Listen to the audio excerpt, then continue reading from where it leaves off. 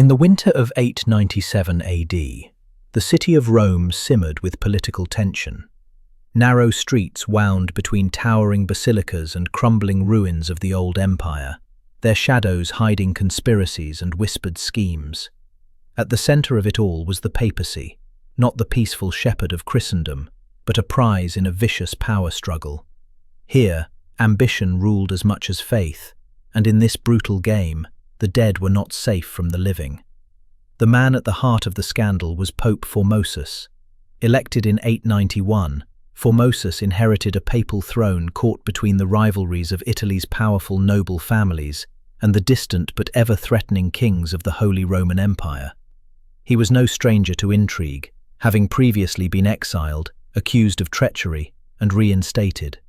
His reign was controversial, but his death in April 896 might have been expected to end the hostilities. Instead, it was only the beginning. Formosus's successor, Pope Boniface VI, ruled for just 2 weeks before dying suddenly, possibly of illness, though rumors of foul play spread quickly.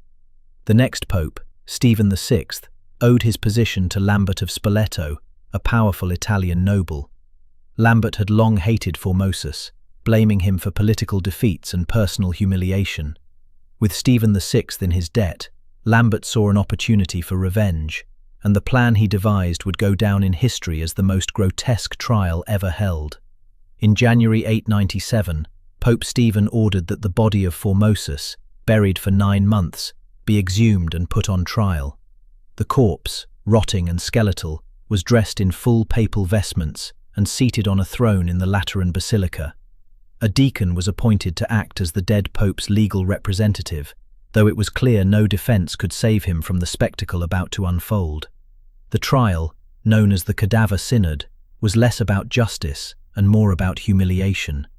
Before an audience of clergy and nobles, Stephen VI screamed accusations at the corpse, charges of perjury, violating church law, and unlawfully seizing the papal office. The sight was nightmarish, the dead pope's hollow eye sockets staring out beneath a golden tiara, the silk robes hanging loosely over bones. Witnesses later wrote of the stench in the basilica, though no one dared interrupt the proceedings. Unsurprisingly, Formosus was found guilty. Stephen VI declared his papacy null and void, stripped the corpse of its sacred garments, and cut off the 3 fingers of his right hand used for blessings. The desecrated remains were then dragged through the streets of Rome before being tossed into the river Tiber. It was a punishment meant not just to disgrace Formosus, but to erase his memory entirely. Yet in Rome's turbulent politics, vengeance rarely went unpunished. The grotesque trial shocked the city, and Stephen VI's enemies seized on public outrage. Just months later, riots erupted, and Stephen was deposed, imprisoned, and strangled to death.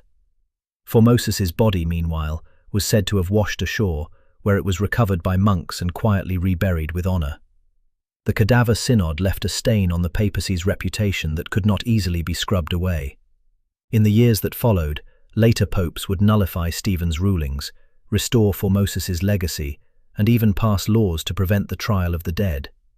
But the image of a decaying pontiff seated in judgment before his enemies lingered in the popular imagination. Historians today see the Cadaver Synod as a symptom of the chaos that gripped the papacy in the 9th and 10th centuries, an era sometimes called the Saeculum Obscurum, or the Dark Age of the papacy. In this time, the Church's spiritual authority was often overshadowed by the ruthless ambitions of secular rulers and the powerful Roman aristocracy. The trial also serves as a grim reminder of how personal vendettas could override dignity, faith, and even basic human decency in the medieval world. For Pope Stephen VI and Lambert of Spoleto, Formosus was not just an enemy. He was a symbol to be destroyed, even if it meant dragging a corpse into the halls of power. More than 11 centuries later, the Cadaver Synod remains one of history's most grotesque spectacles. It is a story that shocks, horrifies, and fascinates in equal measure, proof that in the medieval struggle for power, the grave itself offered no escape. You've been watching History's Darkest Crimes, where the shadows of the past are never far away. Subscribe and ring the bell to step deeper into the stories they tried to bury. Until next time, remember, in history's darkest corners, the truth is often stranger than legend.